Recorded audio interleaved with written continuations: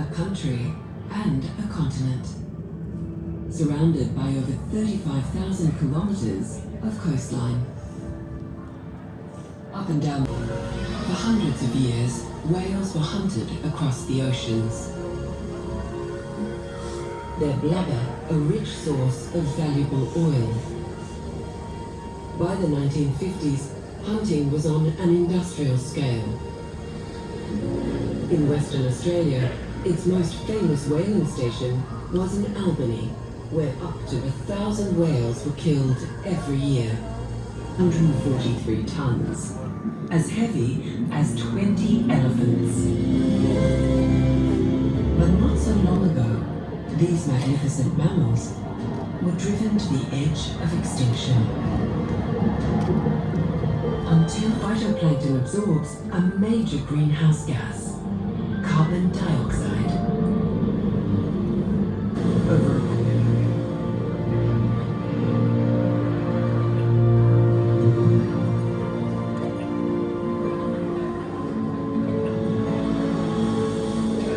3 to 5 minutes, the baby must surface to breathe air. If it struggles, the mother's there to gently nudge it. I'm saying goodbye to that world and saying hello to this world.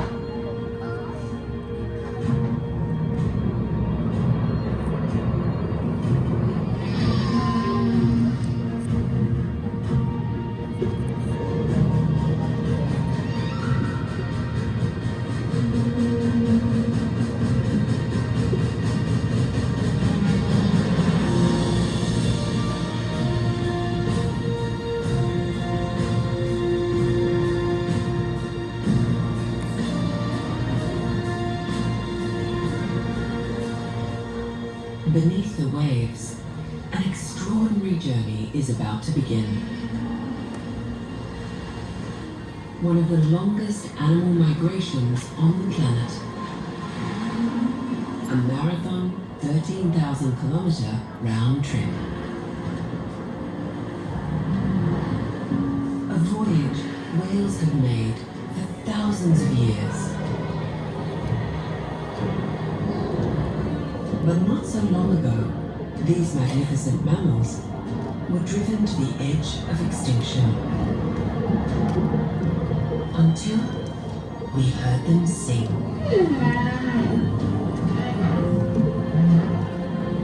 Now one species has achieved one of the greatest environmental fightbacks ever. On the whale superhighway.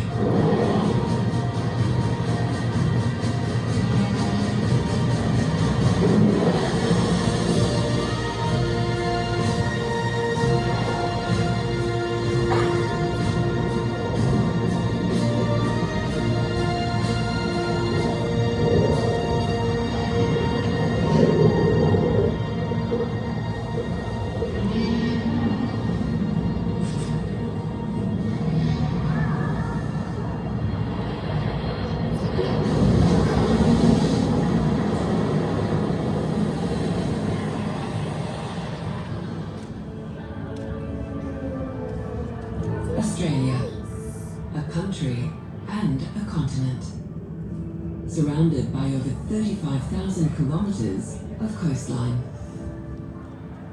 Up and down the coasts, powerful ocean currents create highways and byways for marine life. In the north, the waters are warm and protected. To the south, cold and nutrient-rich. For whales, this means up to breed and down to feed.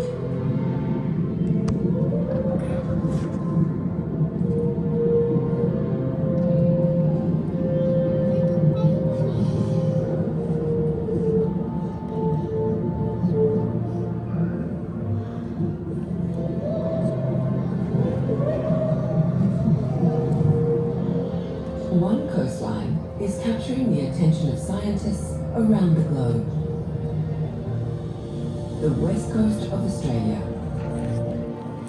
Here, humpback whales have made an extraordinary recovery. Well over 30,000, the biggest migratory population anywhere in the world.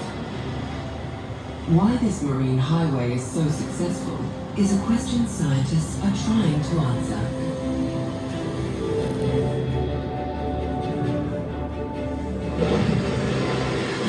One of them is marine biologist Beck Wellard. The first time I saw a whale, I was 10 years old. I was at sea with my mum and dad on our small fishing boat. A female humpback and her calf swam over to us. Then suddenly the calf rolled on its side and it rubbed itself alongside our boat. It was like it was trying to make a connection. I was hooked, and so began my fascination with whales. For 15 years, Beck's been travelling up and down this whale superhighway, researching whales. For a creature that spends most of its life underwater, it's a difficult animal to study. We still know very little about whales. With so much to learn, my hope is that if we can discover why humpbacks are so successful here, we can use it in the fight to save others. Because it wasn't so long ago, we nearly lost them all.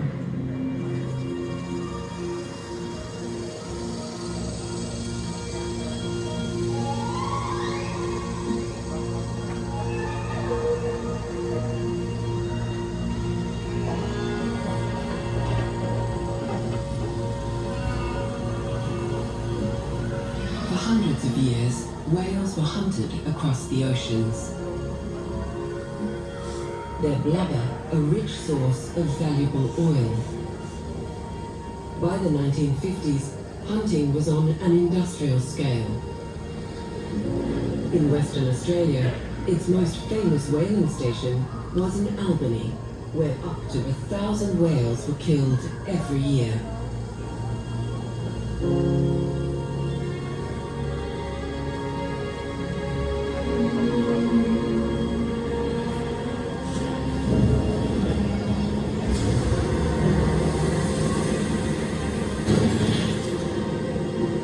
Whale numbers were decimated, with many species facing extinction. Off the west coast, it was estimated as few as 200 humpbacks remained. In 1979, commercial whaling was finally banned in Australia. In 1986, there was a complete worldwide ban.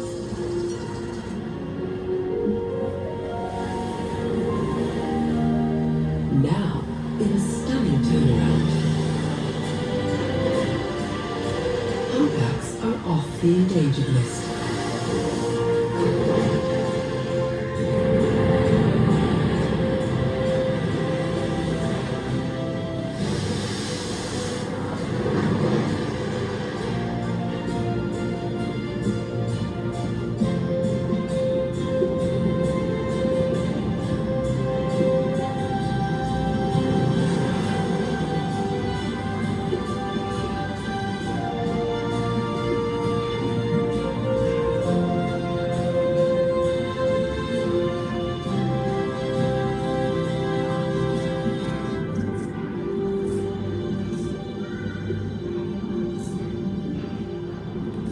Another whale making the long journey south is one of the largest of them all. A subspecies of the blue whale, the pygmy blue whale.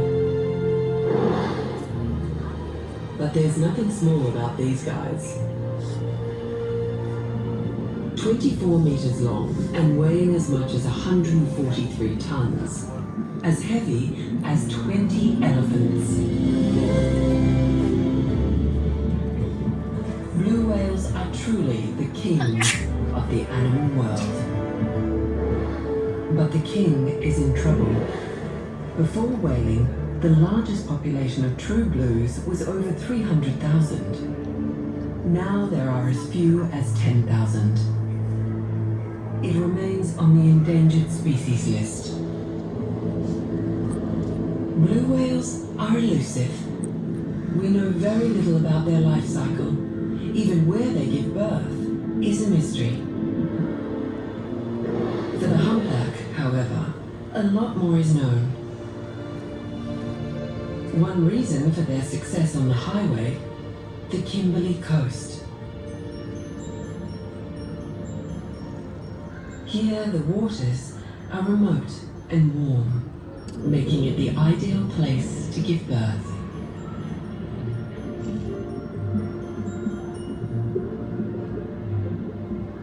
Females only calf every 2 to 3 years, and only ever to one young.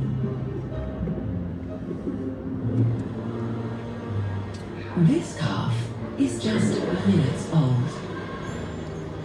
The newborn is already 4 meters long and weighs over a ton.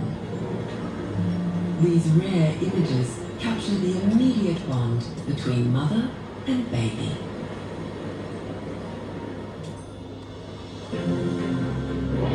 Now begins an incredible journey on the whale superhighway. A massive 13,000 kilometers from the Kimberley to Antarctica and back again. For the humpback calf, this first trip will be the hardest of all. To survive, it must quickly learn the rules of the road. 1. Learn to breathe.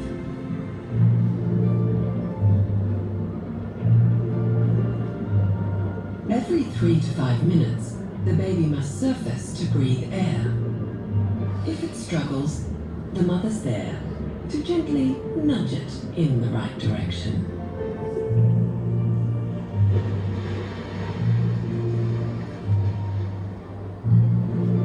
2. Listen to mum. Humpbacks communicate through an enigmatic chorus of groans, grunts, and squeaks.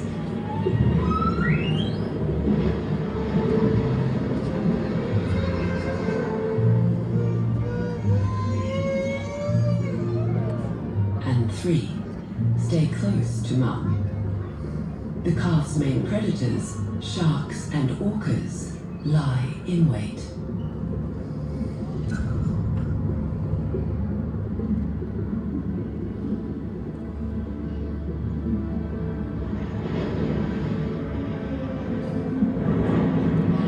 As the whales head south, the scientists track them. On board research vessel Talassie, Beck Wellard is preparing to dive. This is Odyssey, a 2-person submersible capable of depths of 200 meters. It's equipped with an underwater microphone or hydrophone, allowing Beck to record whale sounds underwater. I'm about to enter the whale's domain like I've never done before. I'm saying goodbye to that world and saying hello to this world.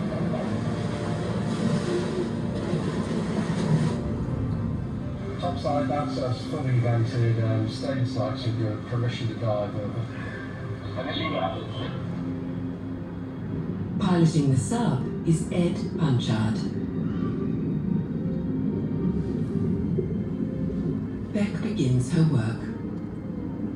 Sound is her most important tool. If I can observe behaviour while recording their sounds, I might learn more about their haunting songs.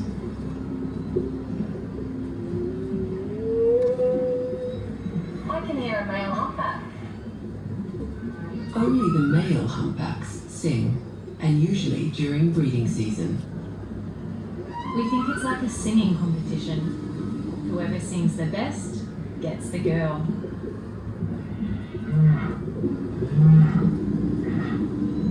The songs can be complex, made up of repeated patterns of sounds. A unit. This is like a note, the smallest building blocks in music. A phrase is where units are repeated. And a theme, this is like a melody where different phrases are repeated.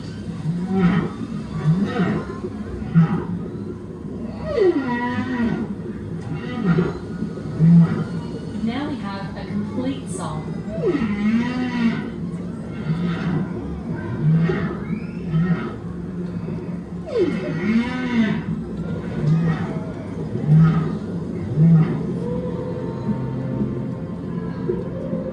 The males all sing the same song. It's like the #1 hit. They all want to sing it.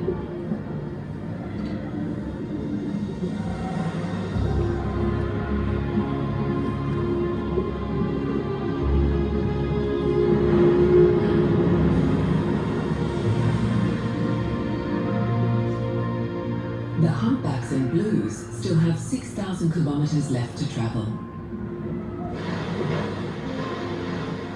With such vast distances, food is critical, but each have different appetites. The baby humpback has a monster one. It suckles 250 liters of milk every day.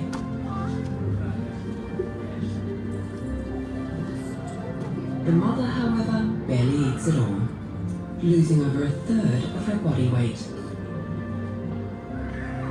And for the blue, regular meals are a must. Blue whales are snack feeders, and their favorite and only food is some of the smallest. Krill. These tiny shrimp-like crustaceans are key to the blue's survival. On average, an adult will eat a whopping 3.5 tons every day. Every gulp matters. Tons of water and thousands of krill rush in, the equivalent of the whale's entire body weight. Each monstrous-sized mouthful capturing half a ton of prey.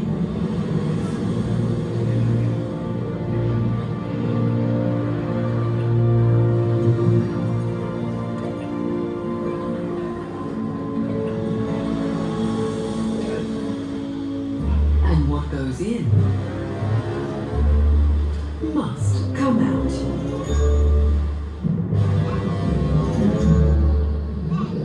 Blue whale waste. Its reddish-pink color a result of all that krill. Tons and tons of poo spread far and wide up and down the highway. The first step in an incredible cycle of life. Blue whales are the ocean's biggest mobile fertilizer producers.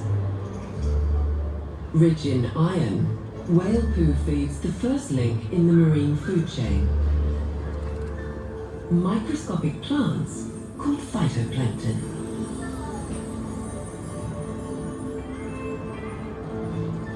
All life in the ocean depends on phytoplankton. It's the food source for a vast array of marine life. But there's an even bigger role this invisible plant life plays, one that's critical to the very survival of the planet. Like plants, phytoplankton produce oxygen, as much as all the plants on land, making the oceans, as well as the forests, the lungs of the planet.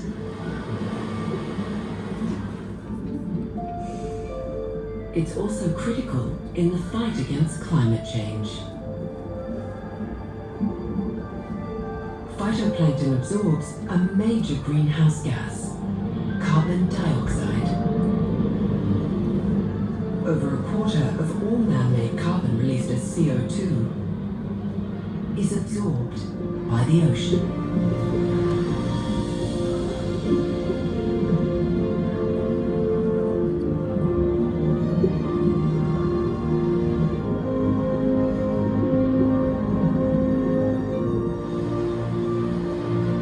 On the superhighway, the blue whale's survival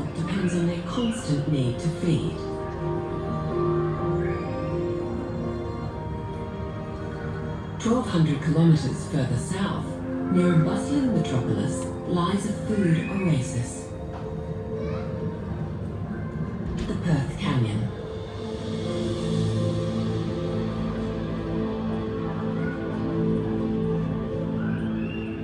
Kilometers deep, 15 kilometers wide, this underwater canyon is deeper and wider than the Grand Canyon.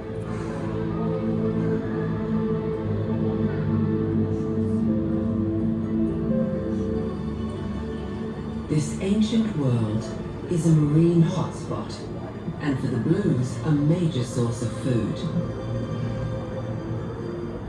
800 meters below runs nutrient-rich waters in what's known as the Lewin undercurrent. As the current bounces off the walls, eddies and upwellings are created, lifting the nutrients into the sunlit zone. This is where the bottom of the food chain comes to the top. Here, phytoplankton grows in abundance, and with it come the krill. And with the krill come the blues.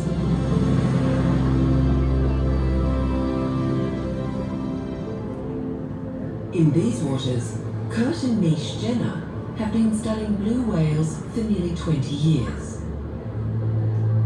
The Jenners were the first to discover the importance of the Perth Canyon to the blues. The key to our research is our specially designed ship, Whale Saw. It's set up to do a variety of data recording. This is the Snotbot, a drone specially designed to capture whale snot. When the whales surface to breathe, the plume of spray expelled holds valuable biological information such as microbes, hormones, and DNA.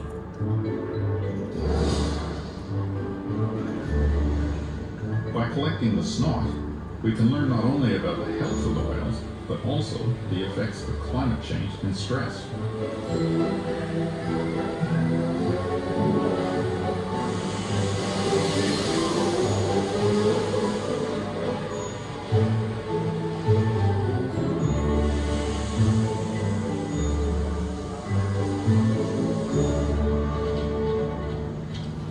The exhaled breath is collected on a petri dish, then swabbed and tested in a laboratory. The snot has revealed that whales suffer from viruses, such as pneumonia. We can also tell that the female is pregnant.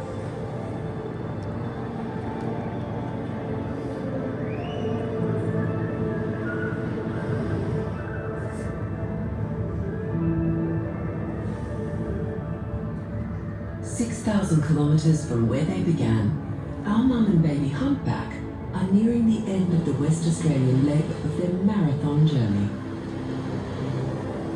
In the shallow waters of Geograph Bay, there's a handy bend in the road that makes for a useful pit stop. Here, the mum and baby take a breather. Rest is essential. It's the only time the mother can suckle her young. And for the calf, exhaustion is one of its greatest threats. But sleeping underwater comes with its challenges. To combat the risk of drowning, humpbacks sleep only minutes at a time, and with one half of their brain still active. Resting near the surface, they drift along like massive logs, or hang in the water.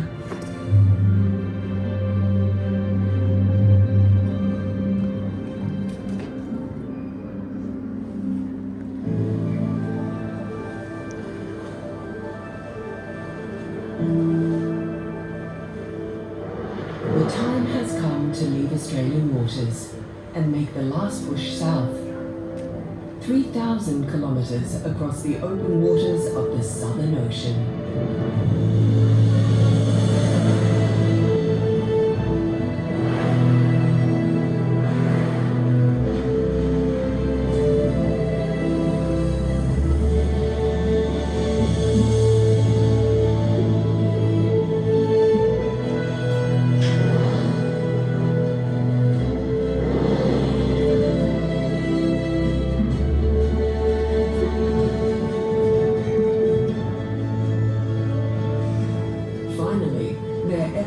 90-day journey is over. The humpbacks arrive at the plankton-rich waters of Antarctica. Remote and hostile, natural barriers from the greatest threat to all marine ecosystems: humans.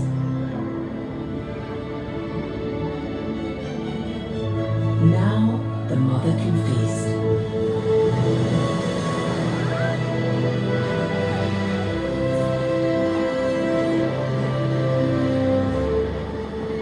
For 3 months, she will gorge herself, building strength and fat reserves for the long return journey. This cycle of fasting and feasting seems to be a key to the humpback's success. Meanwhile, in the waters of Victoria and Tasmania, the pygmy blue whale continues hunting for its tiny pink prey. Where they're going is less remote, forcing them to keep moving, keep searching. Their constant need to feed, making life on the superhighway that much tougher. The humpback calf will soon leave the safety of its mother's side and travel the superhighway alone.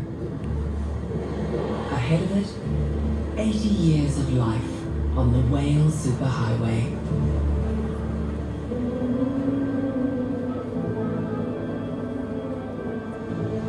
Feeding and breeding, two of life's essentials every animal must do to survive. Climate change, pollution, overfishing, all are playing a part in altering our oceans in dramatic ways. The more we can learn, the more we discover, the more power we have to choose the world that we want to live in and what we want to share it with. I hope we get to share it with more whales.